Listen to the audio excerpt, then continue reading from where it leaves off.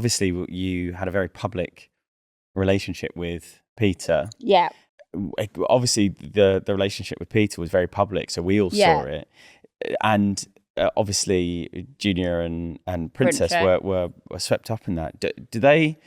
What was their experience of it? Is it hard to have it so public? To be honest, I don't talk about him. Yeah. Unless they bring up stuff.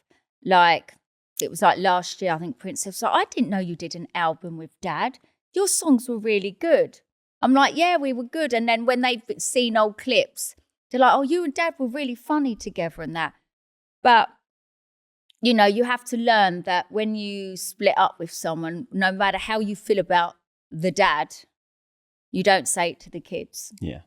Because it's not fair on the kids. And the kids can make decisions when they're older, because there's enough archive stuff and things like that they can look back on and make their own decisions. And, you know, me and Pete don't talk. I'd be pleasant if I saw him. There's no bad blood. I've moved on in life. Yeah. And it's like, it is what it is. It's separate. Like, but it's funny how people always bring it up. But then you have to understand it was like a proper love story that people saw happen. I think everyone fell in love with the fairy tale as well for a while. And it all was. But then unfortunately in this industry, you get a lot of around you and dictation, and it causes breakdowns of things. So yeah, it was quite tough. Yeah. So I heard you saying that you felt like you from the end of that to now you've been rebuilding you. Yeah, like when I look at the past, there'll always be people who want to bring my name up as dirt. But they were all happy at the time and didn't have a bad word to say. And it's as soon as it could be anyone, managers, friends, exes, anyone. They've always tried and say bad stuff when you don't have them in your lives. But at the time, yeah, they will enjoy the ride. Did they, the managers? Because obviously, I mean, we all kind of felt like we knew them from the TV show. Yeah, I don't have managers in my life. I've been stitched up by so many managers. Yeah. I just don't want it. And I'm not being manufactured and told what to do by any manager. And it's weird not having a manager. And I get to meet, you know, like when they book you for a job and they speak to the main people and stuff like that. They would never let you meet them. Yeah. But it's when years and that move on and you meet these people and they're the ones that, oh no, they said that we couldn't meet you and, you know, you was a bit difficult and stuff. But now they meet me, they're like, I didn't even know that we could have met you. And they meet me and they're like, you're so different to how they would say that I was. Yeah. And I'd just rather deal with the main chiefs than have the middleman. The parallel I was going to make with it was when the relationship broke down with you and Pete and the audience, your joint audience, effectively split. Oh, Team Pete, Team K. Yeah, and so you went from having this joint audience to people effectively getting put into two camps. Because I didn't have a manager, no one was controlling my press, nothing. So it just went downhill for me. Yeah. Well, it went downhill. So, but that's where it made me stronger because I had to pick up the pieces. No, I was still there having so much bad press about everything I did. But I'm like, do you know what? I know the truth. My family know the truth. My friends do. I'm a survivor and I will get through it.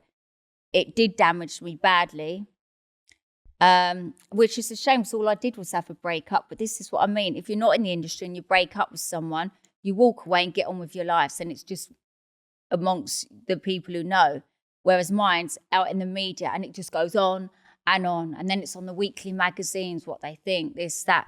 It does become draining. And I feel sorry for anyone in the public eye who go through breakups. Look at Ruth and Eamon.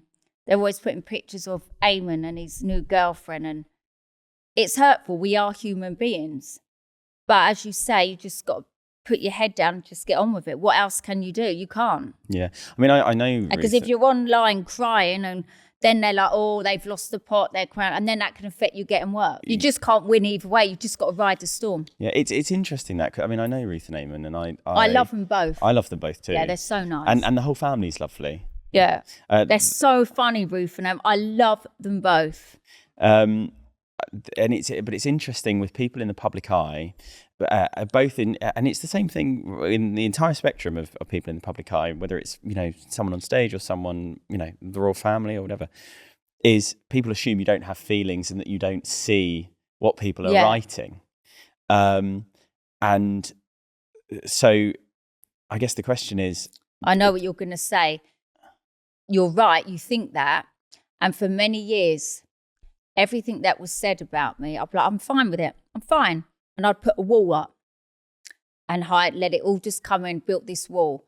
And I realised in therapy that was very, very unhealthy. Yeah. Because that's when it got to the point, the moment I got weak, the breakdown, and then everything come on top. And then I'd analyse everything.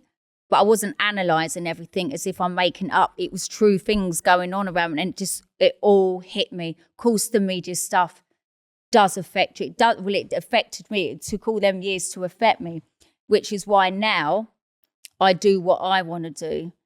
I know they still write stories and that, but they're not like, I think people are just realising now it is what it is. Do you feel the weight of that, of sort of having to balance everything in your life against sort of what the press may or may not say? It is frustrating and it does get you, but I've got to a point where I will not waste my energy. You pick your battles. I'm not going to waste my energy anymore worrying about stuff like that, because I know the good that's in my life. I've sorted myself out mentally, because I see a therapist like every month. So mentally, I've sorted that out. I've sorted all the problems I had during my breakdown. So for me, it's the only way is up. Yeah. The old song, Yaz. You seem, because obviously JJ's over there, your other half, you seem happy and even having a healthy relationship helps. I've never had a healthy relationship. It's either been toxic, narcissist, gaslighting, controlling. And it does stem from childhood, from having my first boyfriends being abusive, controlling, beating you up, all of that. So when you have relationships like that from when you're younger, you get used to that. So then you attract that in some relationship, there's some form of that, because it's weird that it comes comforting because that's all you know. And it's only till I did relationship therapy of what healthy relationships are. And you just realise you now know what red flags are, this and that. And it got to a point where my family were like, Kate, I just don't want to meet anyone now because you just pick wrong uns all the time. And I didn't mean to do that. So then when I introduced them to JJ, they're like, no, not interested. And I'm like, I promise you, he's not like the others that I've learnt about relationships. But now he's proper part of the furniture. They absolutely adore him. My kids adore him. My family adore him. He's on our family chat. And he's not controlling, gaslighting, narcissist, lets me get on with my job, gives me no aggro, nothing. It's how it should be. It's fun. It's healthy. And I found that hard because I didn't know what healthy relationship was, because I'd be like, why aren't you on my case? Why aren't you like this? But it's normal. I read something about it, not about you, but about it in general, is that if you've been exposed to sort of toxic or controlling relationships, you get when it resolves, it's like the cycle of abuse, I suppose. It is, and that's all you get into. And I learned it in therapy. It's the same traits. There's something in all of them you attract, But it's you almost search for the spike because weird. Once if you have an argument and then it gets resolved, it makes you feel good. Whereas if you don't have the arguments, then it just feels flat. And so if you've been in, and I'm paraphrasing here, but if you've been in something that's been like that from your formative years, it's all you get used to. And you feel like you're not being fulfilled without the Do you think the criticisms have been? Because I've read. Because everyone's like, I know you're going to say what you're going to say, but everyone's like, so when you're getting married, when you're doing this, because they're so used to me meeting someone, getting engaged or getting married, this, that. And I'm like, just let me enjoy my relationship. It's two of us. It's not just me. And like, I've been with him nearly a year now. And normally within a year, I would have popped out a baby or married or this and that. And it's normal. It's now my family saying, when are you popping the question then? Because they really like him. Do you think it's like a new lease of life for you? You feel like you've turned a page Definitely. The weight is so off my shoulders. Like, there's no more shit that could be written about me. I've said everything that's gone on. Even in my new book, I put my ADHD report, all my priory notes. Like, I've just put everything in it. And to me, it's like, there you go. There it is. It is what it is. This is what happened. This is that. And now this is me. If you don't like it, don't. But I am a survivor. I'm now training to be a life coach because I've had so many life experiences. I know I can help other people. Yeah. But at the same time, I feel like I've started my career again. I think I'm more hungry this time for it.